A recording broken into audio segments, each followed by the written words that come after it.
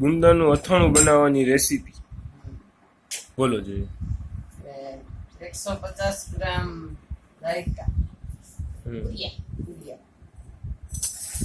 પાછો કેજે મને નહીં તો ના. પછી મેથીના 50 ગ્રામ, 100 ગ્રામ વરિયાળી,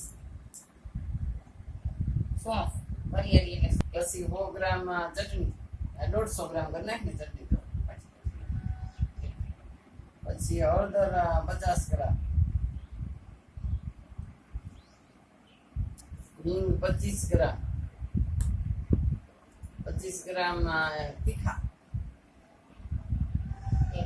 અને 250 ગ્રામ તેલ, મગફળી, પછી 125 ગ્રામ નિમક, 1 કિલો ગુંદા, 500 ગ્રામ કેરી. આવી ગયું ફર્સ્ટ ટાઈમ. Thank you.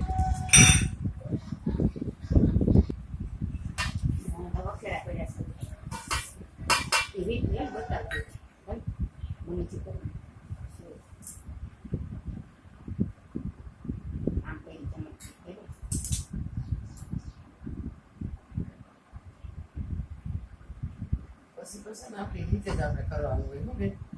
પછી તો 25 ગ્રામ વધારે 25 ગ્રામ ઓછું એમ થયું. આમાં જાદુ થયું હતું. આપણે 25 ગ્રામની રીત કાઢી નાખી. એટલે બોલી નાખવાનું. બધી વસ્તુ તમારા ટેસ્ટ અનુસાર પણ લઈ શકો છો.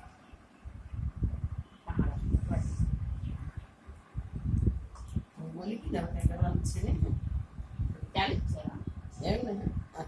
એમાં ગોઠવો બધું બતાવું. હા બતાવું છે તારે બતાવી. પછી હળદર મીઠ ચટણી જોશે પણ નાખશું વધી ગયો. આ તેલમાં આવી જાય. હું છે ને પાણી ના થાય. તેલ નાખી ને તો પેલા બધા શેકી નાખતા પણ હવે શેકી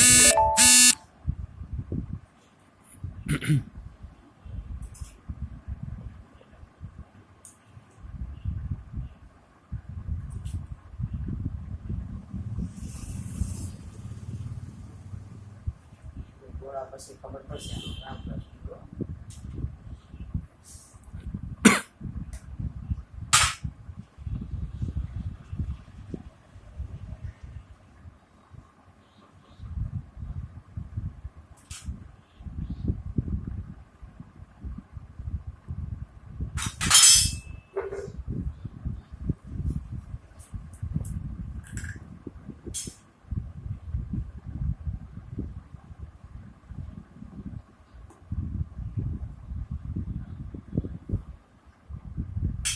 એ શું લીધું મમ્મીજી? હિંગ 25 ગ્રામ હિંગ કીધી ને મેં તમને કીધું.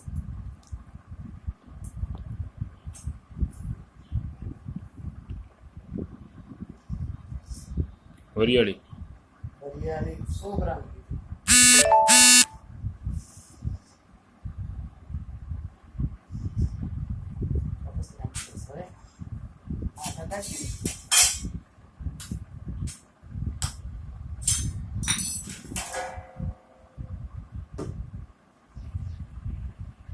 જય ગણેશ પરમેશ્વર જય લાખ જય લાખ.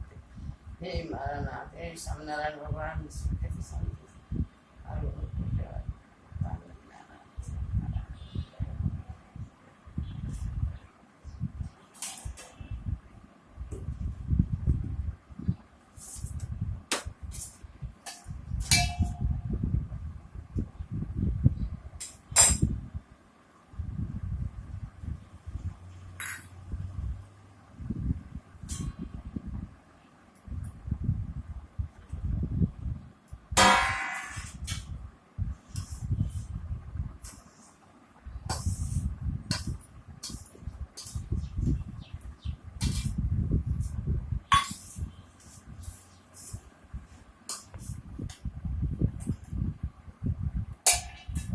ભરાઈ ગઈ ને બધે ગઈ.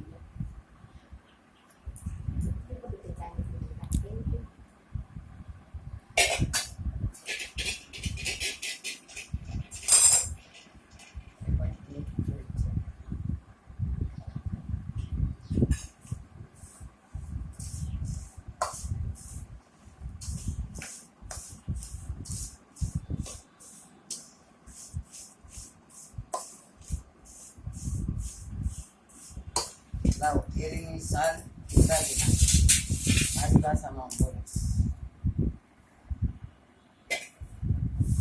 પછી કેરીને ખમણી નાખો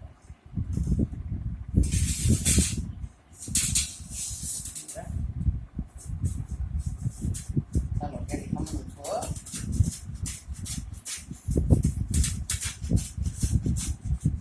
તૈયાર થઈ ગયું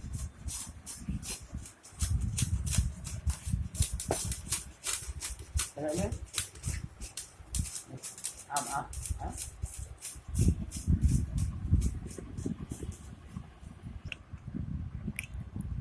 થોડી કાઢ્યા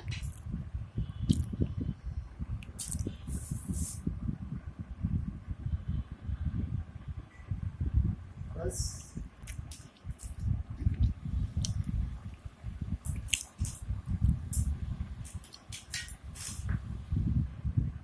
કાઢ્યો ને હવે આ વાગવાના કમો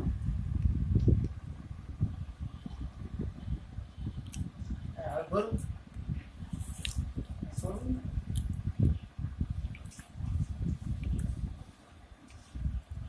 હવે વેડું કેરીનો છુંદો ઓલો અથાણું પેલા બનાવ્યું હતું એની અંદર ભેળવી દીધો. ગુંદો કરી અને મસાલામાં ભેળવો હવે ગુંદા ભરું છું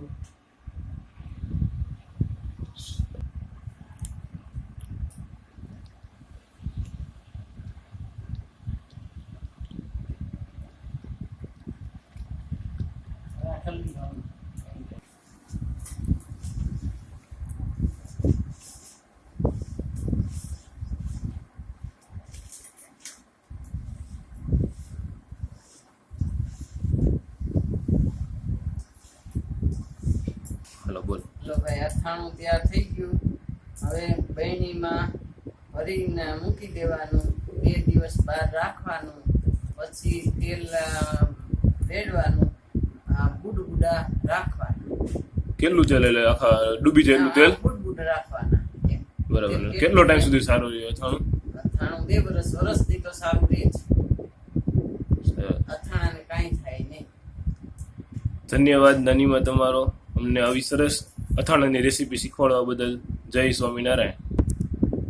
બરાબર ને હા, જય સ્વામિનારાયણ. જય સ્વામિનારાયણ જય સ્વામિનારાયણ